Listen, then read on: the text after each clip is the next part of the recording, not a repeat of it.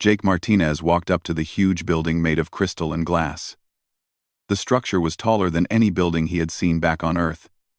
Strange lights moved through the walls like living things. Students from dozens of different alien species walked through the main entrance. Some had scales, others had feathers, and some looked like they were made of rocks or water. Jake took a deep breath and joined the crowd. He was 16 years old and one of only 5 humans accepted into Zenith Academy. Earth had just joined the Galactic Council 2 years ago. Before that, nobody in the galaxy knew humans existed. Now Jake was supposed to represent his entire planet at the most important school in this part of space. The packet they gave him before he left Earth was full of warnings. Earth was classified as a Class 12 death world. That meant it was one of the most dangerous planets in known space. The gravity was too strong, the air was too thick, the weather was too wild. Even the animals were considered deadly by galactic standards. The packet told Jake to be careful with his strength, to move slowly, and to remember that he could easily hurt his classmates by accident. Jake found his first classroom after getting lost twice. The halls were confusing and filled with students who stared at him as he walked past. Some moved away quickly when they saw him coming. Others whispered to their friends and pointed. Galactic history was his first class. The teacher was Professor Zilthar, a creature that looked like a floating jellyfish. The professor's body changed colors to communicate, and a small device on Jake's desk translated the colors into words he could understand. The desks were made for average galactic citizens, which meant they were too small for Jake. He had to hunch over just to fit. When he sat down, the chair made a cracking sound. 3 students sitting near him jumped up and ran to the other side of the room. Jake felt his face get hot with embarrassment. He had not even done anything yet, and he was already scaring people. Professor Zilthar's colors shifted to what the translator called a calming pattern. The professor explained that everyone was still getting used to having Deathworlders at the academy. Jake should not take it personally. The class started normally. Professor Zilthar talked about the formation of the Galactic Council 5,000 years ago. Jake tried to take notes, but his pencil kept breaking when he pressed too hard on the paper. He was on his 4th pencil when something went wrong with the classroom. A loud alarm started beeping. The lights flickered. Then the temperature began to drop fast. Within 2 minutes, the room felt cold to Jake. He wished he had brought a jacket. Around him, the other students started acting strange. They moved slowly, their eyes closed. One by one, they collapsed onto their desks or fell to the floor. Jake stood up, confused and scared. Professor Zilthar's colors were fading to a dull gray. The professor's body sank toward the floor, moving like it was struggling to stay afloat.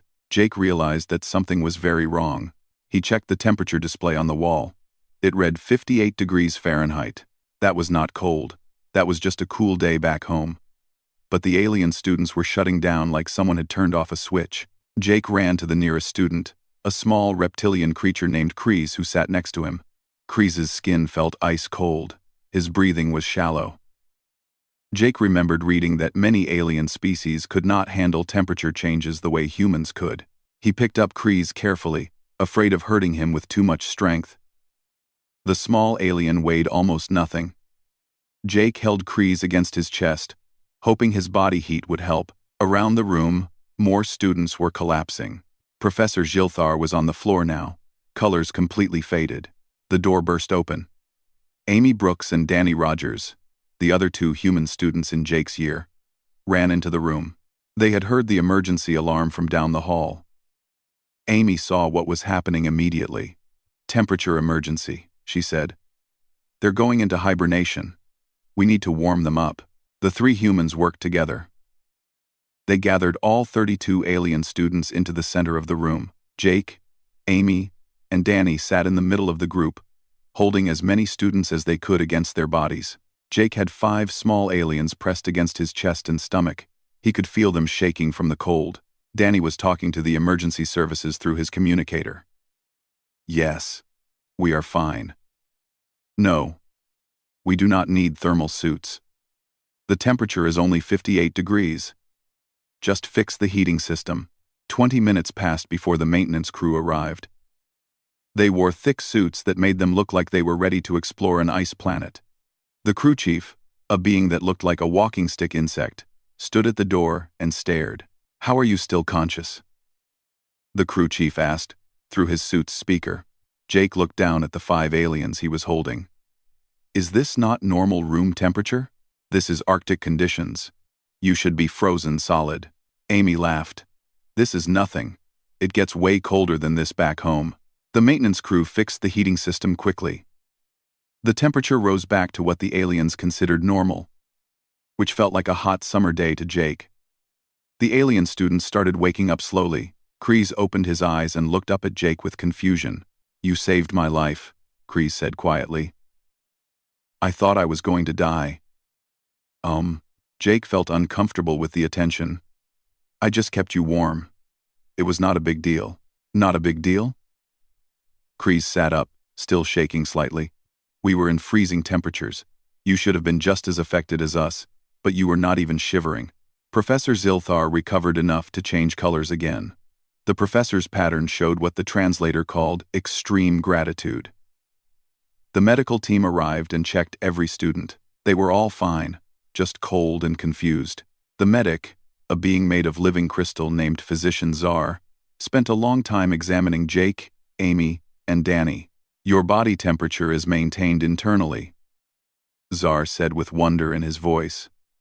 "You generate your own heat constantly, and you can survive in temperature ranges that would kill most species.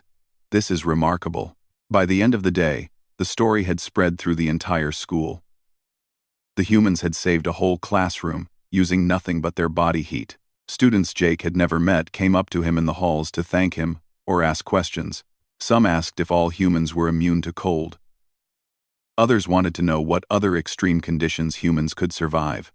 Jake called his parents that night using the long-distance communicator in his dorm room. His mother answered, looking tired from the time difference. 2 weeks had passed since the temperature incident. Jake had learned to walk more carefully through the halls. He sat down gently in chairs. He wrote with the lightest touch possible so he would not break any more pencils. Amy and Danny followed similar rules. The 3 humans had become famous at school, though not always in ways they liked. Other students treated them like they were made of weapons. Some were friendly, like Kreese, who now ate lunch with Jake every day. Others kept their distance, afraid that the Deathworlders might accidentally hurt someone. Jake tried not to let it bother him, but sometimes he felt lonely despite being surrounded by hundreds of students. Physical education class was mandatory twice a week. The teacher was Commander Thole, a huge warrior with 4 arms. Thole came from a high-gravity world almost as dangerous as Earth. The commander was one of the few teachers who was not scared of the human students. Thole seemed to respect strength and did not treat Jake like a fragile situation waiting to explode. Today was special. Commander Thole announced they would be running the annual Academy Marathon. The course was 12 kilometers long and went through different parts of the biodome. The biodome was a massive enclosed area with forests, hills, and even a small lake. It was designed to give students from different planets a taste of various environments. Jake watched the other students prepare. They did complex stretching exercises. Some drank special nutrients designed to improve performance. Others seemed to be meditating or psyching themselves up. The way they acted, you would think this was the Olympics. Jake jogged in place a few times and figured that was enough warm-up. The starting line had 50 students from different species. Some had 4 legs. Others had wings folded against their backs. A few floated above the ground using methods Jake did not understand. Amy stood on his left, and Danny was on his right. Commander Thole stood at the front, with a device that would signal the start. "The school record is 48 minutes, Thole announced. "Set by a Vryn speedrunner 3 years ago. Those who finish under 1 hour receive an excellent citation. Begin on my mark." The signal blared. Students exploded forward in a massive movement. Jake started running, but he held back significantly.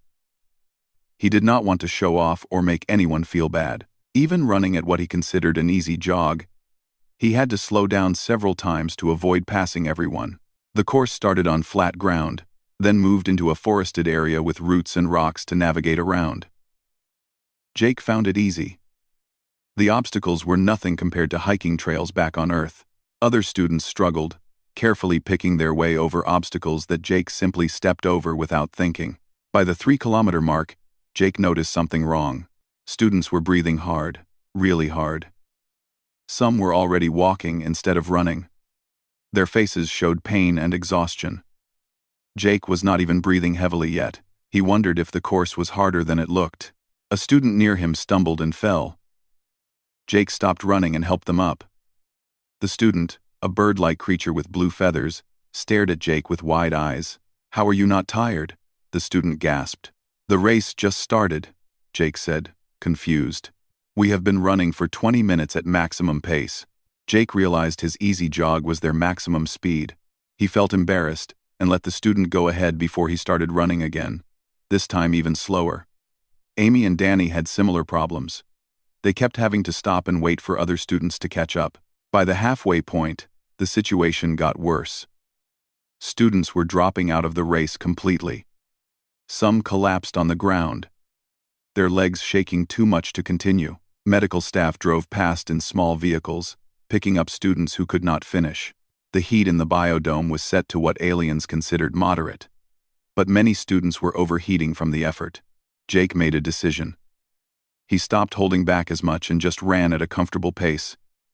Not fast, just comfortable.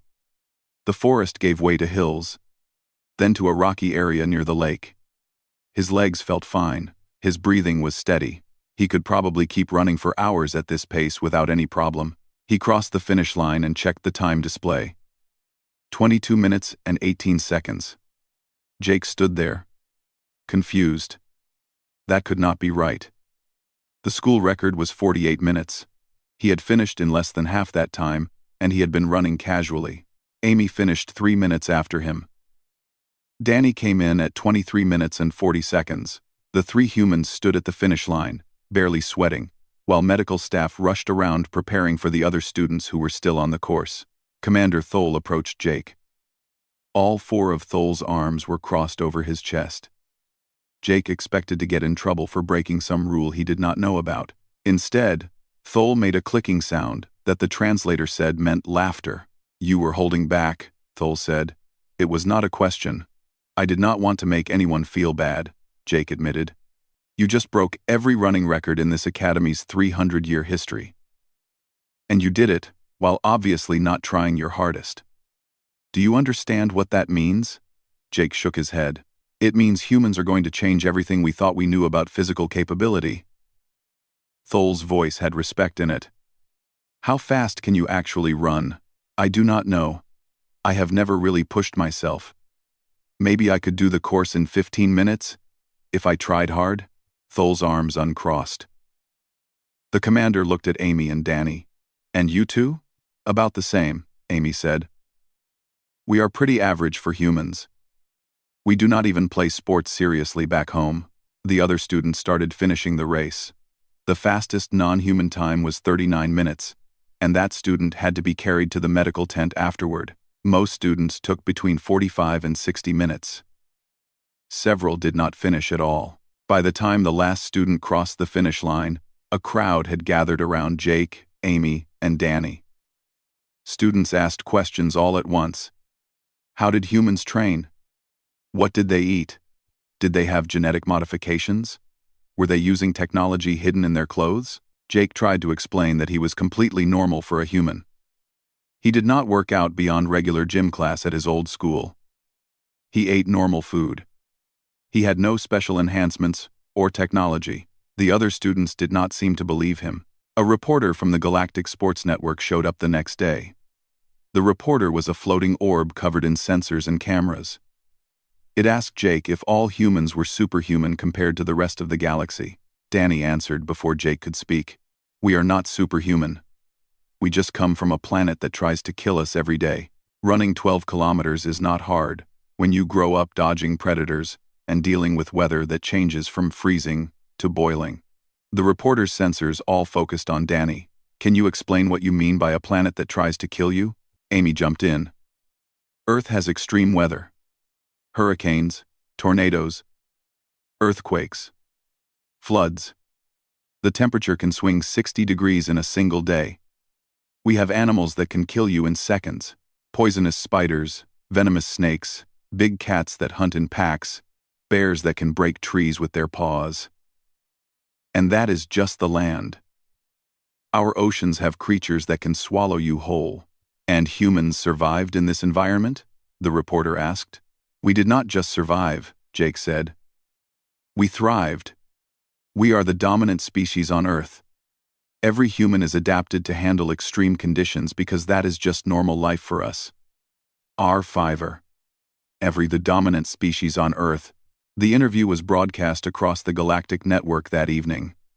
Jake watched it in his dorm room with Kreese, who had become his closest friend at the academy. The news anchor called humans the most physically capable species discovered in the last 1,000 years. Does this bother you? Jake asked Kreese. That humans are so much stronger and faster? Kreese's scales changed color slightly, which Jake had learned meant he was thinking carefully. At first, yes. It was scary. But now I see it differently. You could hurt anyone here easily. But you choose to be gentle. You hold back in races so others do not feel bad. You helped me when the room got cold even though you did not know me. Strength is not just about muscles. It is about what you choose to do with that strength. Jake smiled. Thanks, Kreese. That means a lot. Jake had started to feel comfortable at Zenith Academy. He knew his way around the huge campus. He had made friends with students from a dozen different species. The staring had mostly stopped. Then chemistry class reminded him that being human meant being different in ways he had never considered. The class was taught by Professor Venn, a being that looked like a giant insect with too many legs and compound eyes that seemed to see everything at once. Venn was known for being extremely careful and methodical. Safety was the most important thing in Venn's laboratory. Today's lesson was about toxicology, the study of poisons and how they affected different species. The classroom was set up with individual workstations. Each station was enclosed in a clear, protective bubble. Students would handle dangerous substances using robot arms controlled from outside the bubble. Professor Venn explained that what was harmless to one species could be instantly deadly to another. Chemistry is not universal, Venn said, walking between the stations on 6 legs. A compound that one species uses for nutrition might cause another species to die within seconds. This is why we must be careful. This is why we use protection. Jake's workstation had a sample waiting for him. The label read theobromine and listed its chemical formula. A red warning symbol flashed on the screen. The computer's safety database rated it as extremely toxic, giving it a 9 out of 10 on the danger scale. Jake read the information file. Theobromine was an alkaloid compound that occurred naturally in certain plants. For most galactic species, it caused rapid heart failure. The lethal dose was just 10 milligrams per kilogram of body weight. For a being Kreese's size, a single grain would be enough to kill. Something about the compound seemed familiar to Jake. He checked the database for its origin. The file said it came from Earth's biosphere, specifically from a plant called Theobroma cacao. Jake felt his eyes go wide. He raised his hand. Professor Venn's eyes swiveled to focus on him. Yes, Jake? Professor, why are we studying something from Earth? Venn's antennae twitched in a way the translator called academic excitement. Excellent question. Earth is a treasure of deadly compounds. Your planet's biosphere produces more lethal substances than any other known world. Human biochemistry is a fascinating case study in extreme poison resistance. The professor pulled up a holographic display that showed dozens of compounds. Each one had a red warning symbol. Each one came from Earth. The list included caffeine, capsaicin, ethanol, nicotine, and theobromine.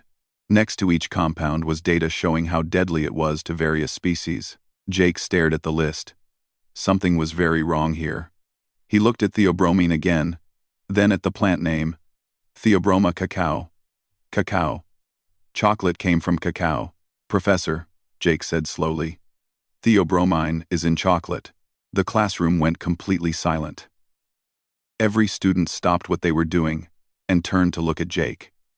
Professor Venn's antennae stood straight up. Please clarify your statement, Ven said carefully. Chocolate. It is a food humans eat. We make it from cacao plants.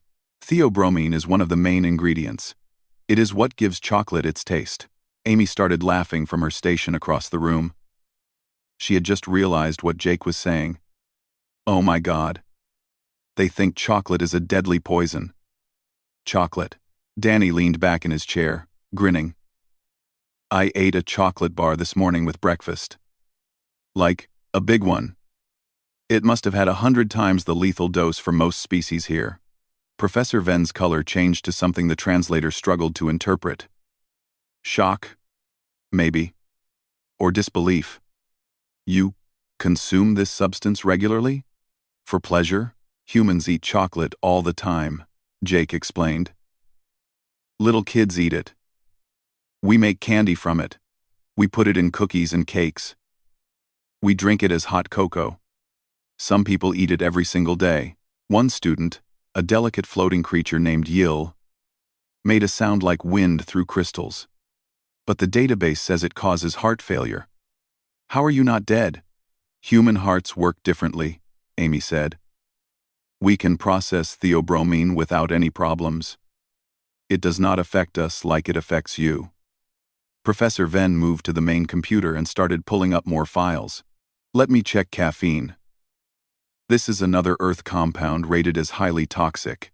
The professor displayed information about caffeine. It was classified as a dangerous stimulant that could cause seizures, cardiac arrest, and death in most species. The lethal dose was small, just a few milligrams for the average galactic citizen. Humans drink caffeine, Jake said.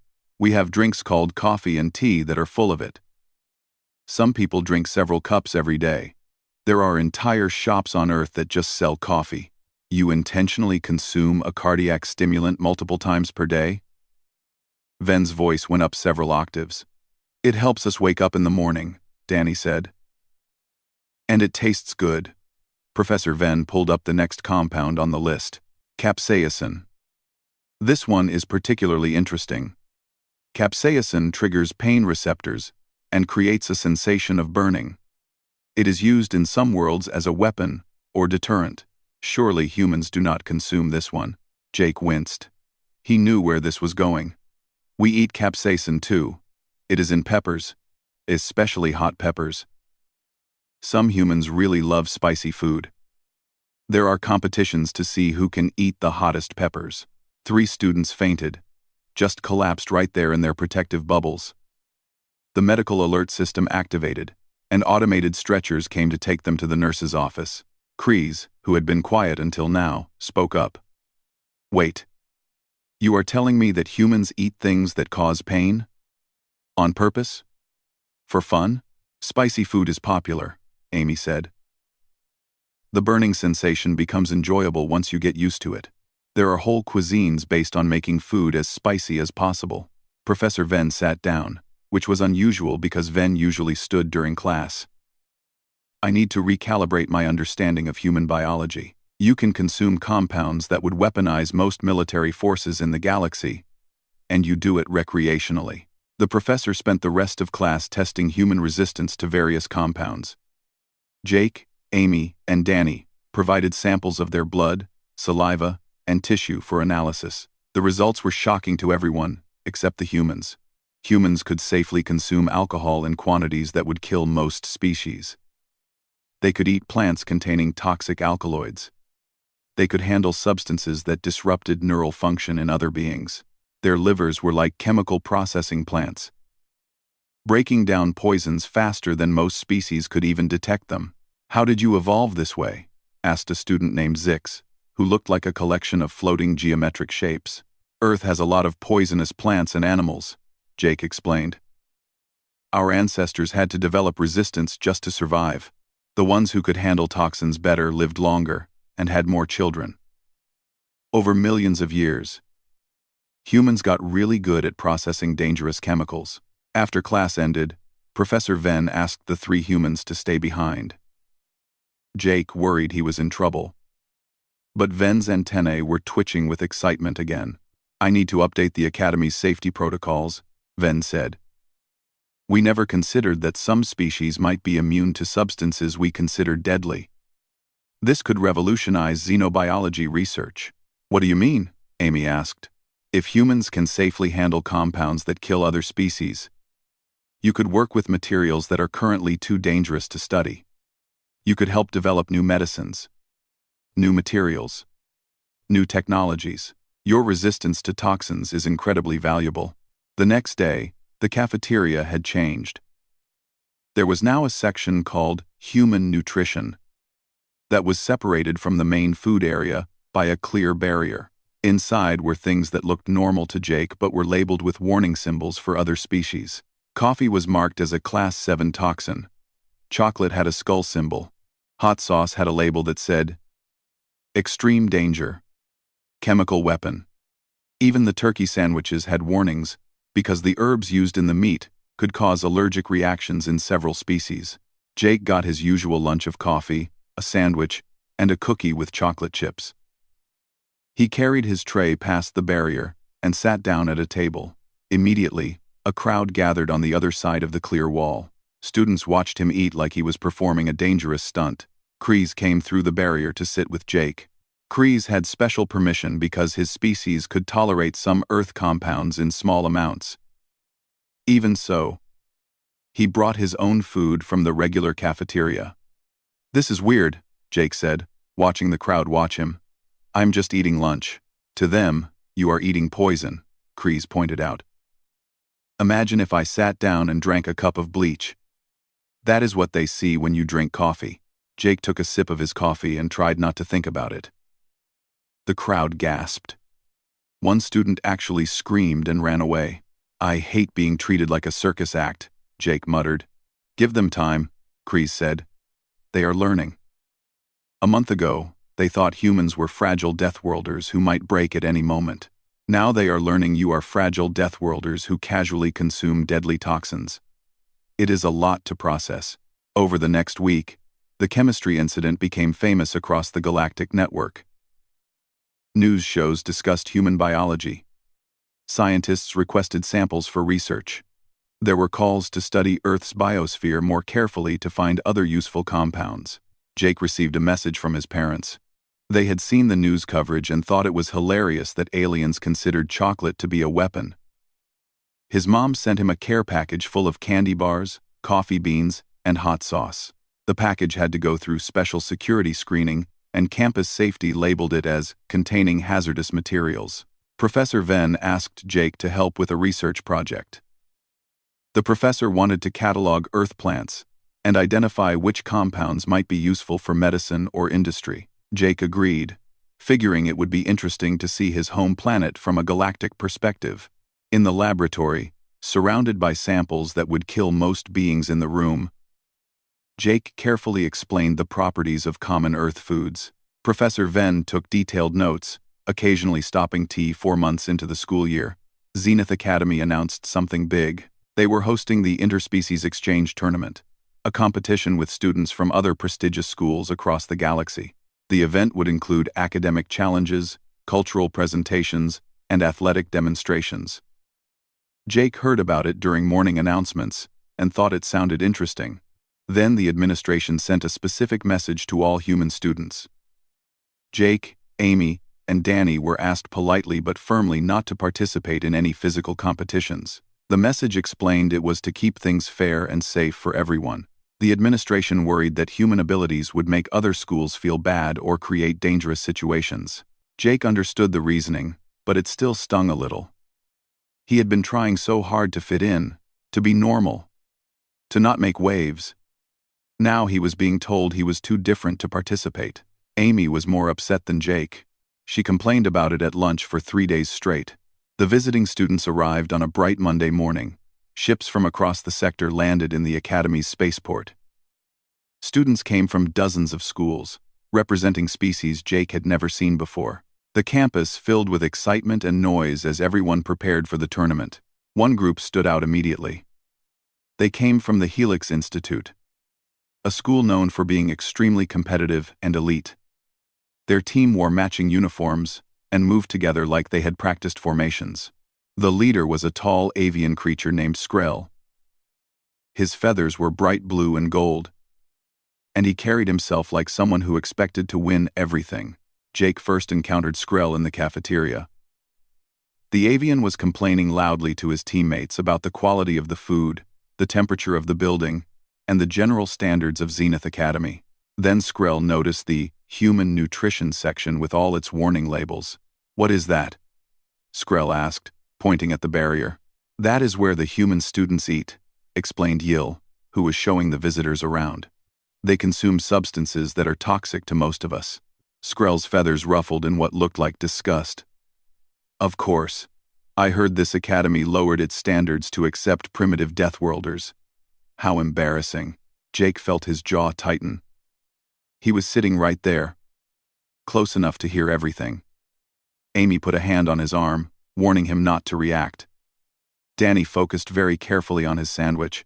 "The human students are actually quite accomplished," Yil said defensively. "They have taught us a lot about endurance and survival. Survival is what you do when you are not smart enough to avoid danger in the first place," Skrell said dismissively. "Real excellence comes from civilization, not from crawling around on death worlds." That was when Amy stood up. She walked straight to Skrell's table, and Jake knew nothing good would come from the look on her face. "You think you are better than us because you come from a safe planet?" Amy asked, her voice calm but cold. Skrell looked down at her. He was nearly 7 feet tall, which meant he towered over Amy's 5'6" frame. "I think we are more evolved, yes. We have risen above base physical concerns." "Then prove it," Amy said. "Challenge me to something. Anything athletic. If you are so evolved and superior, beating a primitive Deathworlder should be easy." Skrell's eyes glittered. "Very well. Zero-gravity obstacle course. Tomorrow. I assume you know what that is. Or is the concept too advanced?" I will be there," Amy said, and walked back to her table. Jake leaned over and whispered, "Are you crazy? You have never done zero-gravity training." "None of us have." "I am not letting that jerk talk about Earth like we are nothing," Amy whispered back. "Besides, how hard can it be?" The next day, half the school showed up to watch. The zero-gravity arena was a massive sphere filled with platforms, obstacles, and checkpoints. Competitors had to navigate through three-dimensional space, collecting colored markers while avoiding laser grids and moving barriers. Most species had some natural adaptation for three-dimensional movement. Birds could fly. Some species had evolved in low-gravity environments. Others had special organs that helped them orient in space. Humans had evolved to walk on flat ground. They had no natural advantages in zero gravity at all. The Academy's administration tried to cancel the event. They argued it was too dangerous and not fair. But Amy insisted, and Skrell refused to back down without looking weak. Finally, Commander Thole agreed to supervise as long as both competitors wore safety gear. Skrell went first. The arena's gravity turned off, and he launched himself into the air with practiced ease.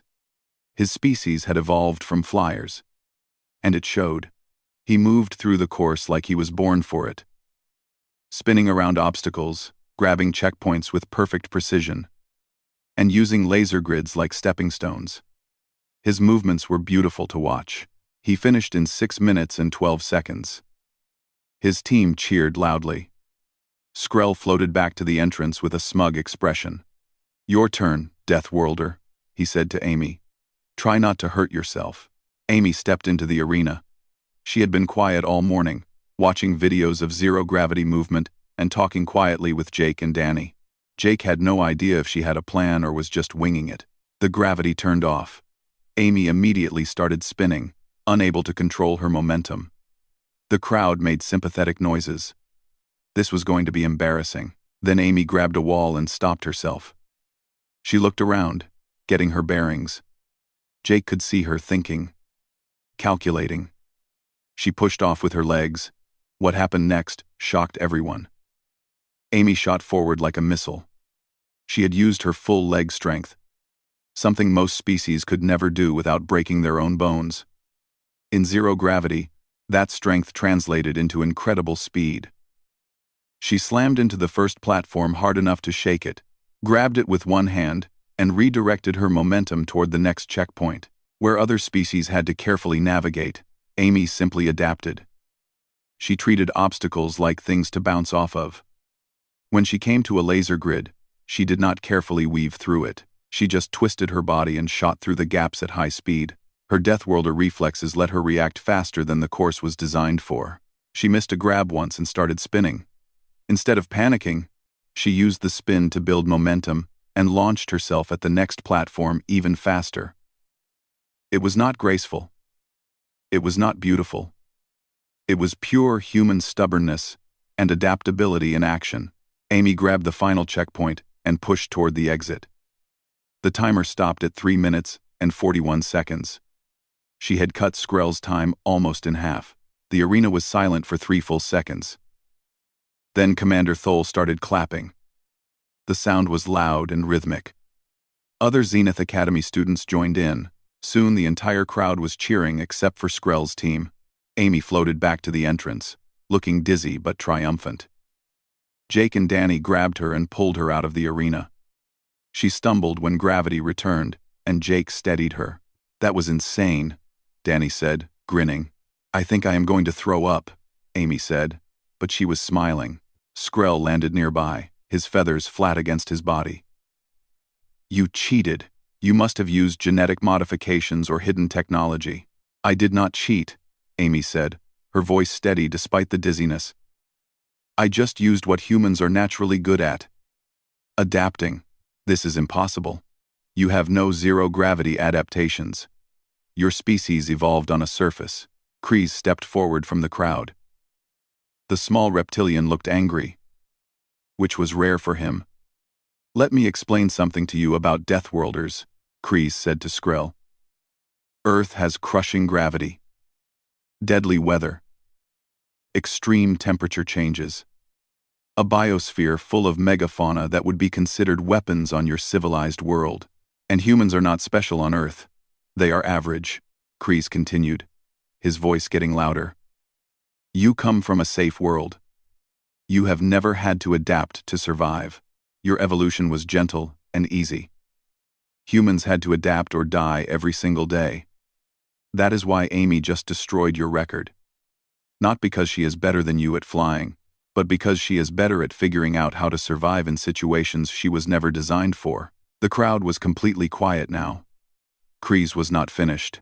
"Being from a safe world does not make you superior. It makes you sheltered. You have never had to push your limits because you have never needed to. Humans push their limits constantly because their planet gives them no choice. So do not talk about primitive Deathworlders like they are beneath you. They have survived things that would kill you in minutes." Skrell's feathers were completely flat now. He looked at Amy, then at Kreese, then at the crowd of Zenith Academy students, who were all staring at him with various expressions of agreement. "I apologize," Skrell said quietly. "I was wrong to be disrespectful." Amy nodded, accepting the apology. "We are all just trying to learn and grow. Earth might be dangerous, but that just means we have different strengths. You are better at things that come from your world. We are better at things that come from ours." The tournament continued for the rest of the week. The academic competitions were fierce, and students from all schools showed impressive knowledge. The cultural presentations taught everyone about different species and their histories, but the zero-gravity incident was what everyone remembered. Videos of Amy's run spread across the galactic network. News shows analyzed her movements. Sports scientists tried to understand how she generated so much force without breaking her own body. The answer, they concluded, was that human bodies were built to withstand tremendous stress because Earth demanded it. Skrell's team left at the end of the week with a new respect for Zenith Academy and its human students. Before boarding his ship, Skrell found Jake and Amy. "I learned something important here," Skrell said. "The galaxy is much bigger and more diverse than I thought. There is no single way to be excellent. Your way is just as valid as mine." "Thanks," Jake said. "And you are an amazing flyer. I could never move like you did." The school year moved faster than Jake expected. Before he knew it, spring had arrived at Zenith Academy. The biodome's environmental controls shifted to create blooming flowers and warmer temperatures. Final exams loomed on the schedule, and the senior students prepared for graduation. Jake was only a first-year student, so he was not graduating. But the academy invited him, Amy, and Danny to participate in the ceremony as representatives of Earth's integration into galactic society. It was supposed to be an honor. Jake mostly felt nervous about giving a speech in front of thousands of people. The past months had changed Zenith Academy in ways nobody expected. The campus now taught special courses about Deathworld biology and survival techniques. Professor Ven's chemistry class included an entire unit on human-safe toxins and their potential applications. Commander Thole had expanded the athletics program to include endurance training based on human methods. The human nutrition section in the cafeteria had grown bigger. It now included foods from other high-gravity worlds that had been deemed too dangerous before. Students from those worlds finally had a place where they could eat comfortably. The section became a gathering spot. A place where beings who felt out of place could find community. 3 more humans had enrolled for the next academic year. Applications from students on other Class 10 and higher death worlds had increased by 40%. The galaxy was learning that dangerous planets produced capable people, and Zenith Academy wanted to be at the forefront of that education. Graduation day arrived warm and bright. The ceremony took place in the main amphitheater, a massive outdoor space that could hold 10,000 beings.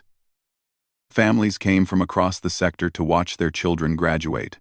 Jake sat in the front row with the other first-year humans, wearing the formal academy uniform that had been specially sized for their proportions. Chancellor Mora opened the ceremony. The Chancellor was an ancient being of pure energy that had run Zenith Academy for over 200 years. When Mora spoke, the voice came from everywhere at once, translated instantly into every language represented in the audience. "We gather to celebrate not just achievement, but growth," Mora said. "This year has been remarkable for many reasons. We welcomed students from worlds we once considered too dangerous. We learned that our assumptions about strength, capability, and survival were incomplete. We discovered that diversity makes us stronger, not weaker." The Chancellor continued, talking about the graduating class and their accomplishments. Then, Mora called Jake, Amy, and Danny to the stage. Jake's heart pounded as he walked up the steps. The crowd was enormous. He could see his parents in the audience, having traveled from Earth for this moment. Next to them sat Kreese's family, who had adopted Jake as an honorary member of their clan. Amy spoke first. She talked about the challenges of being human at an alien school, but also about the friendships she had made and the things she had learned. Her voice was confident and strong. Danny went next, making the audience laugh with stories about cultural misunderstandings and the time he accidentally broke a door by opening it too quickly. Then it was Jake's turn. He stepped up to the microphone and looked out at thousands of faces representing hundreds of species. He had written a speech and practiced it dozens of times. But standing there, looking at everyone, the words felt wrong. He decided to speak from his heart instead. "When I first came to Zenith Academy, I was scared," Jake said. "Not because of the aliens or the strange technology. I was scared that I would hurt someone. Earth made me strong in ways I did not choose. I worried that strength would make me dangerous." He paused, gathering his thoughts. "But this school taught me something important. Strength is not just about muscles or endurance. Real strength is about choosing how to use your abilities.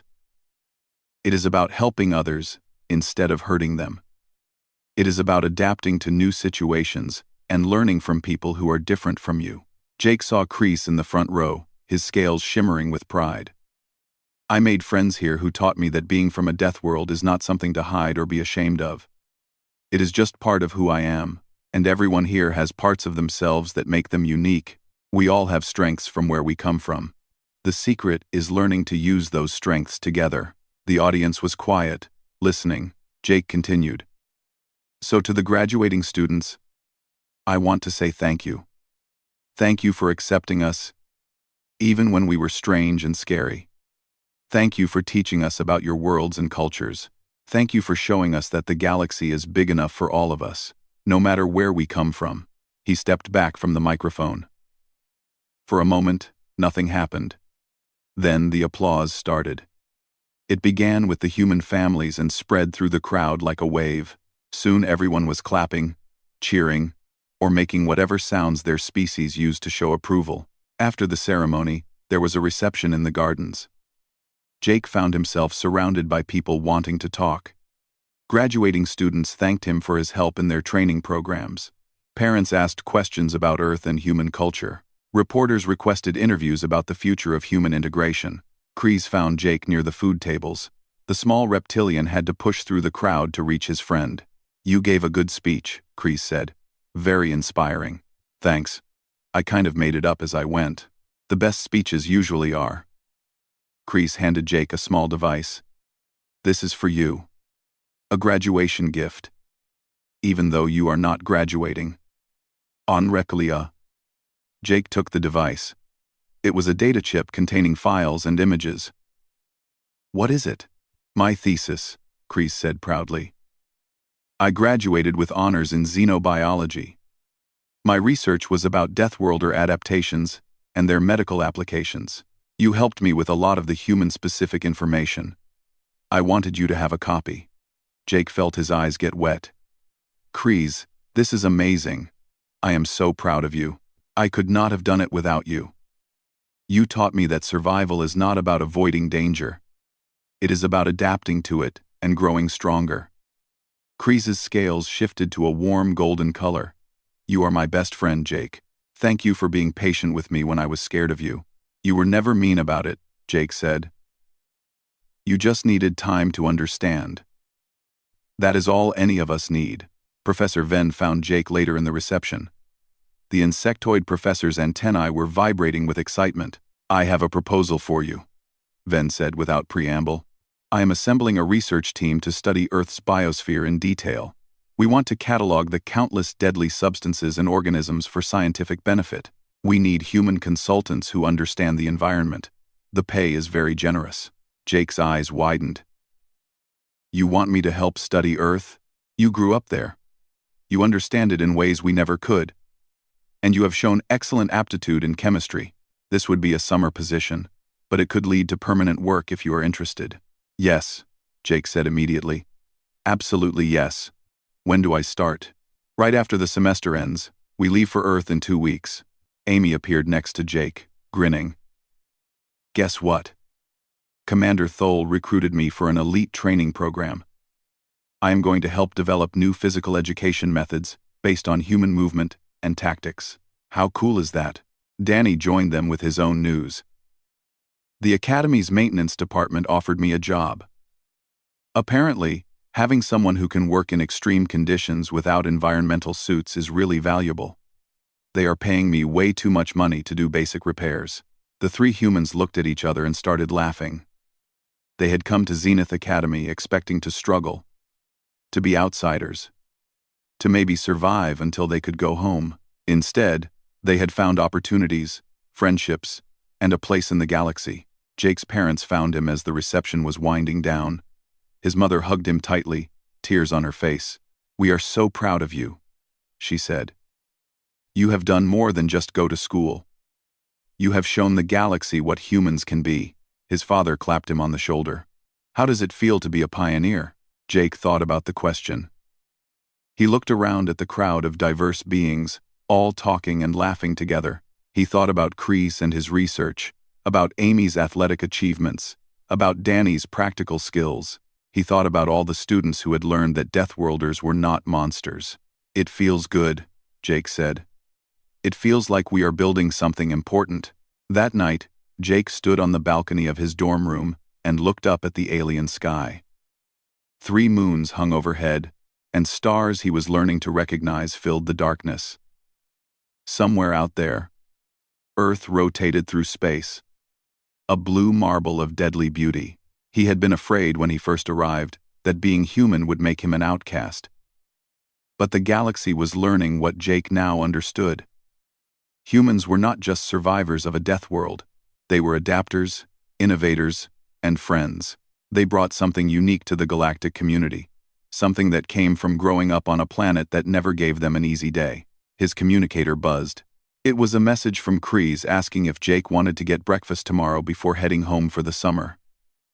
Jake smiled and typed back a quick yes. Below his window, the campus was quiet. But it would not stay quiet for long. In a few months, new students would arrive. More humans would come. More Deathworlders would find their place. The galaxy was changing, slowly but surely.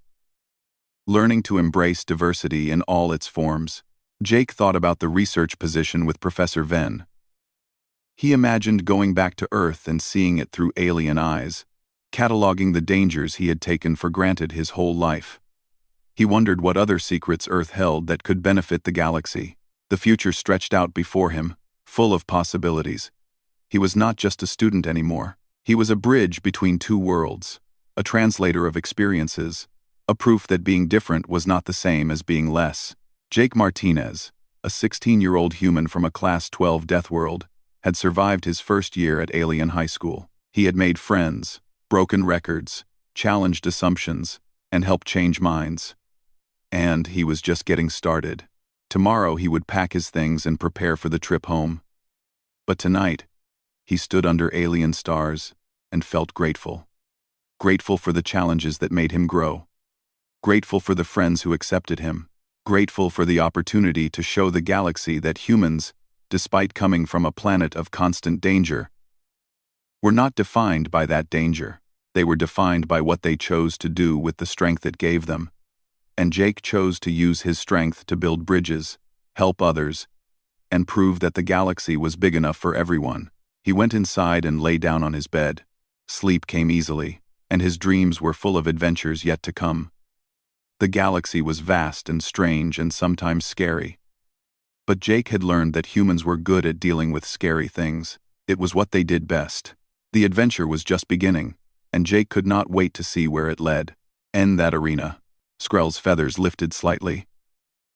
Perhaps we are each suited to our own challenges. However, after the ships left, Jake sat with his friends in the cafeteria. The human nutrition section did not feel as isolating anymore. Other students had started asking questions about Earth food instead of just staring. Some even wanted to try coffee, though the administration would not allow it for safety reasons. "Do you think things will be different now?" Danny asked. "Maybe," Amy said. "At least people are starting to understand that being different is not the same as being worse." Jake looked around at the diverse crowd of students. Dozens of species. Hundreds of individuals. All learning together. It was messy and complicated, and sometimes scary. But it was also incredible. "I think we are all figuring it out together," Jake said. "And that is pretty cool." Oh, express amazement that humans had not poisoned themselves into extinction. "Your species is remarkable," Venn said during one session. "You live on a planet that actively tries to kill you. And instead of dying, you learn to eat the things that should kill you. This is either brilliant evolution or cosmic luck." "Maybe both," Jake said, opening a bag of spicy chips that made Venn's antennae curl in alarm. That night, Jake called home again. His dad asked how school was going. "Pretty good," Jake said. "Apparently humans are walking chemical weapons." "Who knew?" His dad laughed. "Just wait until they find out about our immune system." Jake did not want to think about that conversation. The next day, Commander Thole announced a new program. Human students would help train the Academy's athletics team, teaching them techniques for endurance and survival. The program was voluntary, but dozens of students signed up immediately. Jake's first training session had 20 students from different species. He taught them the basics of human running form, breathing techniques, and pacing strategies. What seemed simple to him was revolutionary to them. The idea of running at a steady pace instead of sprinting until exhausted was new to most species. By the end of the week, students who trained with Jake had improved their times by 10 to 15%. It was not enough to beat human speeds, but it was significant for them. More importantly, they were learning that humans were not dangerous monsters. They were just people from a tough background who wanted to help. Jake fell asleep that night thinking about how strange his life had become. 2 weeks ago, he was just a normal teenager from Earth. Now he was breaking galactic records and teaching aliens how to run. He wondered what other surprises were waiting for him at Zenith Academy. "How was your first day, honey?" she asked. Jake thought about the collapsed students, the emergency, and the strange looks he kept getting. "It was interesting. I think I'm going to like it here." His father leaned into view. "Did you make any friends?" Jake smiled, thinking of Kreese and how the small reptilian had insisted on sitting with him at lunch. "Yeah, I think I did." After he ended the call, Jake looked out his window at the alien sky. 3 moons hung overhead, and stars he did not recognize filled the darkness. Tomorrow, he had physical education class. The packet had warned him about that one especially, something about not running too fast or jumping too high. Jake wondered what other surprises were waiting for him. He fell asleep easily, despite the strange sounds outside and the weird smell in the air. Back on Earth, he had trouble sleeping sometimes, but here, in a place most species considered perfectly safe and comfortable, Jake felt right at home. Maybe being from a death world was not such a bad thing after all.